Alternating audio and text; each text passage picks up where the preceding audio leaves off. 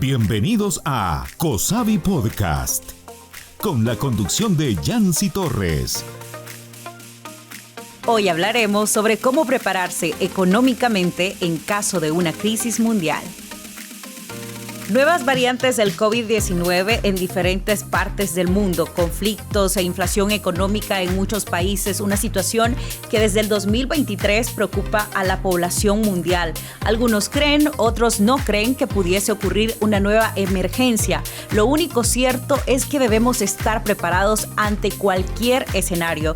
Hoy tenemos con nosotros a un invitado sumamente preparado y conoce perfectamente el tema. Así que quédese con nosotros para saber cómo prepararse ante este tipo de escenarios, y le presento a ustedes a Francisco Lazo, economista y expresidente del Colegio de Profesionales en Ciencias Económicas Colproce. Además, es ex viceministro de Comercio e Industria, con quien tenemos el honor de compartir este tema. Bienvenido.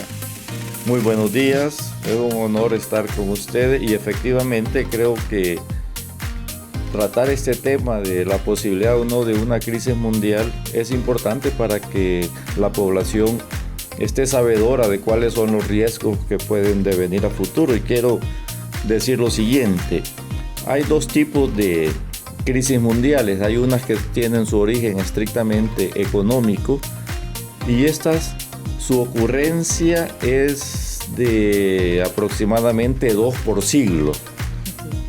Ya tuvimos la primera este siglo, que fue 2008-2010, que fue la más profunda que se experimentó después de la Gran Depresión de los años 30, es decir, pasaron 80 años para que sucediera esta crisis de origen económico. Y ahí están otras crisis, que eso no quiere decir que no sean relevantes o importantes, como la que tuvimos del COVID-19, que fue una crisis sanitaria y que afectó al mundo y tuvo consecuencias serias, y todavía no logramos recuperarnos de eso. Y hay otras crisis también derivadas de conflictos. Tenemos en este momento múltiples conflictos a nivel mundial y serios. El último, el más reciente, que es la invasión de Israel a Gaza. Está lo de Rusia con Ucrania. Tenemos 3 o 4 en África. Tenemos en América el caso de Colombia, que no termina de resolverse. Hay una conflictividad en Venezuela, y hay otros países igual. Entonces, para cualquiera de este tipo de crisis, independientemente del origen, la población debe de estar preparada. ¿Por qué? Porque la población es la que más sufre. Y creo que de eso se trata este podcast, de brindar qué es lo que debe de hacer la población para que las crisis le impacten lo menos posible. Fíjense bien lo que estoy diciendo: le impacten lo menos posible. Lo deseable es que no impacte. Pero claro, una crisis cualquiera de este tipo que ya dije, las crisis económicas o de origen económico, una crisis sanitaria o una crisis por una conflictividad bélica, nos va a afectar. Y la afectación es, miren, los recursos, lo más seguro es que se van a ver reducidos, los ingresos se van a ver reducidos. Y si los ingresos se ven reducidos, para evitar que uno salga afectado y su grupo familiar o su entorno familiar lo menos posible, es, miren, ajustar los gastos. Por ahí es donde se comienza.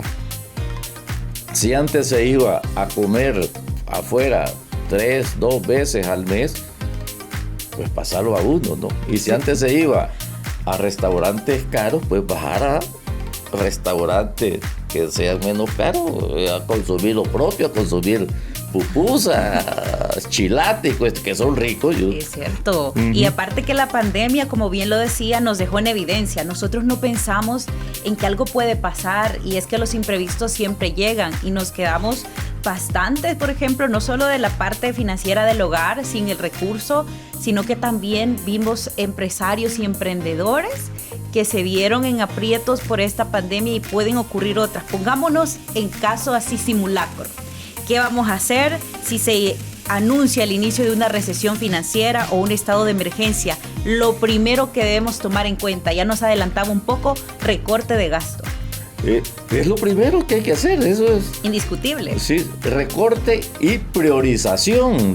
Creo que la palabra clave es priorización. ¿Por qué? Porque hay algunos elementos que uno no los puede dejar de ignorar en términos de gasto. Alimentación, salud, educación son básicos. Eso en cualquier momento uno debe de estar preparado para garantizarse estos tres elementos. Vivienda puede uno irla sorteando, pero lo que es alimentación, salud y educación, y en ese orden no puede uno ignorarlos. La vestimenta, los pantalones y las camisas pueden durar 2-3 años, hay que saberlas utilizar. No quiero decir que no se vaya a gastar en ello, pero no es tampoco de lo prioritario. Y además ahora hay opciones en el país, de los ropa USA 2, que sale buena. A mí lo que me parece interesante es que cuando llegó la pandemia había recurso. Vimos pasar muchos delivery, por ejemplo, a las casas de la familia que tenían tal vez ese recurso en casa y decidían, en lugar como de priorizar en la alimentación y guardar el dinero, comenzar a consumir de afuera. También lo vimos a la hora que se fueron a los supermercados y se terminaron, por ejemplo, los snacks, las bebidas.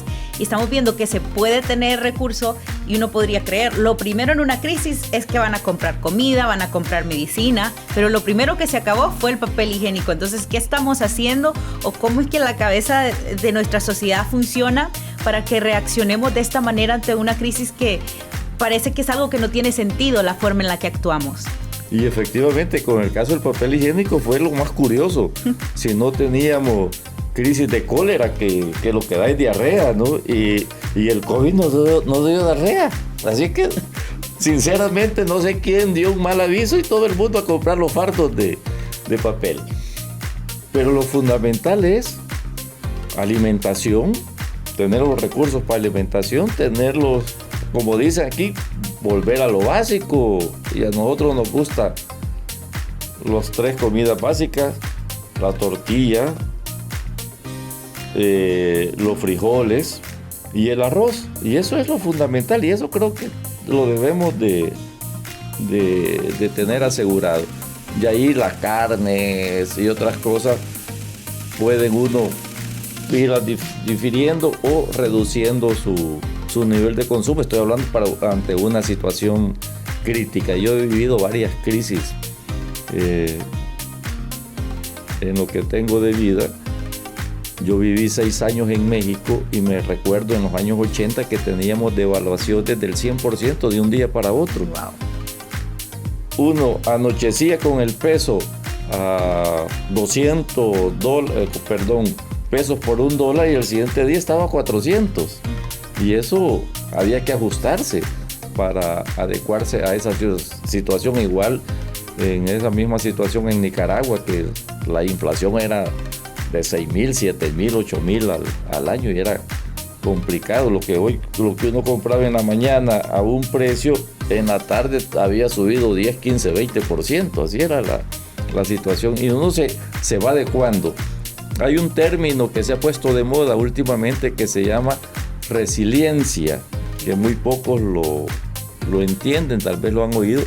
Y la resiliencia no es más que adaptarse ante situaciones adversas, y es un término que surge con esto del cambio climático. Es decir, el cambio climático es una realidad y lo que debemos ir buscando es cómo adecuarnos al cambio climático. Igual la resiliencia en términos de una crisis debe de aplicarse, es decir, cómo las familias deben de irse ajustando ante una situación de crisis. Y eso es un término fundamental y que lo debemos de saber entender y comprender. Fíjense, resiliencia es un término fundamental y que lo debemos de aplicar y lo que debemos de interiorizar y estar preparados para ser resiliente ante situaciones adversas. Excelente. Hablaba también de ciertos números del peso en esa crisis que usted vivió en México y aquí en El Salvador. Para vivir una crisis, digamos así como fue la pandemia, se repitiese algo igual y tuviésemos que encerrarnos otros 3 meses, ¿cuánto es el presupuesto que una familia promedio debería tener para defenderse durante ese tiempo? Sabemos que se puede estar de repente sin transporte, algunos trabajos suspendidos. Entonces, ¿cómo hacemos? ¿Cuánto deberíamos ir planeando, ahorrar o tener en nuestra cuenta para poder sobrevivir un tiempo así? Muy buena pregunta, muy buena interrogante. Creo que la respuesta la tienen en este caso las amas de casa, porque son las que llevan el presupuesto del grupo familiar y en estos elementos que yo he indicado, ¿no? En alimentación, ellas es lo que saben cuánto se gasta de frijoles, cuánto se gasta de tortillas, de maíz, de arroz, de aceite, del gas. Son ellas las que saben mejor de esto. No es que sea machista en lo que voy a indicar, pero generalmente el hombre le proporciona los recursos a la mujer y la mujer es la que lo sabe administrar. Y de ahí viene incluso el término de economía. Economía viene del griego oikos, y oikos es casa, y es el manejo de los recursos de la casa. Entonces hay que regresar a eso y hay que preguntarle a las que manejan eso. En mi casa me dicen, mira, hay que gastar esto, sí, y no me mandan al súper, porque si voy al súper yo vengo con una caja de cerveza y me dicen, eso no es necesario, y en una crisis menos. Bueno, ahí nos queda otro mensaje. En caso de crisis no vamos a dejar a los hombres a cargo, y ahí la pregunta también para las damas de hogar que puedan opinar de cuánto creen que se puede gastar o necesitar para sobrevivir, digamos, ese tiempo, esos 3 meses también. Y si mi sueldo no alcanza, digamos, mi empresa me mandó a hacer trabajo home office, mi sueldo no me alcanza estando así, porque capaz yo aprovechaba en la oficina o aprovechaba de camino y hacía otras labores y había un ingreso extra. ¿Qué otras opciones podemos tener para generar ingresos en una época mala? ¿Qué podemos hacer? Bueno, si retornamos a lo que fue la pandemia, que ahí no hubo chance de otro tipo de ingresos, ¿no? Vimos que prácticamente cerrado durante 3-4 meses y no había oportunidades de otro, aunque sí se abrieron muchas fuentes de trabajo que antes no existían, que son los delivery. La proliferación de motos que tenemos ahora, que son 600,000 si no me equivoco, ese incremento fue producto de la pandemia, y eso es un nuevo actividad económica que mucha gente en este momento se está beneficiando, digamos, o por lo menos sobreviviendo a partir de ello. Es decir, también en las crisis se generan oportunidades, y una de las oportunidades fue esto. El trabajo en casa fue otro de los elementos. Yo era en ese momento profesor universitario sin saber absolutamente nada de cómo dar clases online. En una semana tuve que aprender, porque si no me echaban de la universidad. Se reinventó prácticamente. Así es, y afortunadamente, y le agradezco a una alumna mía que ella trabajaba en ese momento en un call center y me dice, mire profesor, parece que usted no sabe manejar los programas. No lo sé. Y pasamos un fin de semana online, ella capacitándome. Pero qué bueno también aceptar en un momento de crisis que necesitamos ayuda de otras personas. Creo que también una es poner los pies sobre la tierra y decir en qué posición me encuentro, qué necesito para salir de aquí, reinventarse. Y menciona eso de los delivery, yo vi gente hasta en patineta, gente que andaba a pie. Entonces toca también pensar, puede ser que nosotros, digamos, algunos no tengamos en ese momento la capacidad de sostenernos económicamente o tener ese fondo, pero otras familias que tal vez sí tienen esa posibilidad económica, están allí esperando a alguien que les ofrezca un servicio. Toca ponerse ahí, como dicen, las botas de guerrero y salir en búsqueda de ese recurso, ya que a veces nos hace falta esa planificación. Hay que resolver, bien lo decía. También sabemos que cada vez Es súper difícil conseguir lo que antes conseguíamos con el salario normal, con la disponibilidad de dinero que teníamos, inflación. ¿Cómo podemos ir surfeándola en una época en la que mucha gente dice, hoy el dinero no alcanza y esto es a nivel mundial? ¿Será que sí no alcanza o es una administración o qué podemos hacer? Porque es algo que se da y lo estamos viviendo y lo que necesitamos es soluciones. Bueno, dinero siempre se genera. Del 2020 a la fecha, los 5 millonarios más multimillonarios del mundo duplicaron, si no me equivoco, su patrimonio. Es decir, las oportunidades están para quien sea abuso para esto. El problema es el grueso de la población, la inmensa mayoría de la población que no tiene esa capacidad, que es la que tiene que ajustarse y ser inteligente al respecto. Les voy a poner un ejemplo de mucha gente que es lo que hizo. Cuando uno va a la prolongación de la calle Constitución hacia el derivador de Integración que está ahí, que lo acaban de terminar, antes no habían ventas de frutas ni de cuestiones a ambos lados de la calle. Es cierto. Con la pandemia. Lo vi. Con la pandemia, esa gente se rebuscó, como decimos aquí en El Salvador, y puso sus negocios ahí.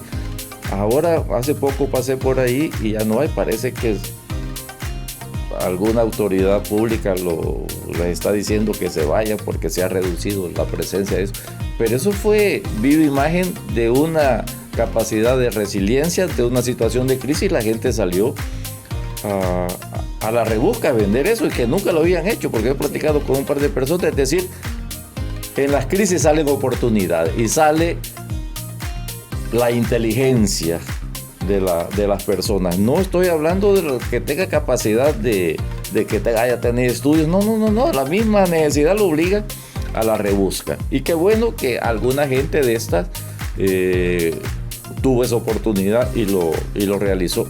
Eso sucede en las épocas de crisis, ¿no? Que en la rebusca sale la inteligencia y mucha gente salió adelante. Otras salieron complicadas que no tuvieron la oportunidad de hacer eso y estuvieron complicadas. Veíamos en las calles, que incluso aquí cerca, de la gente que salía con las banderas blancas a rogar ayuda, a pedir ayuda.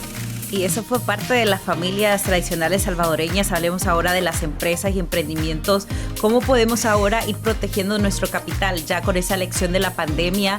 ¿En qué podemos ir pensando? Porque vinieron todo tipo de empresas grandes, desde aerolíneas, empresas muy importantes que tuvieron que lamentablemente despedir gente o reducir, digamos, ciertas operaciones que tenían para poder sobrellevar esta crisis. ¿Cómo nosotros como emprendedores podemos ir protegiendo nuestro capital para algo así?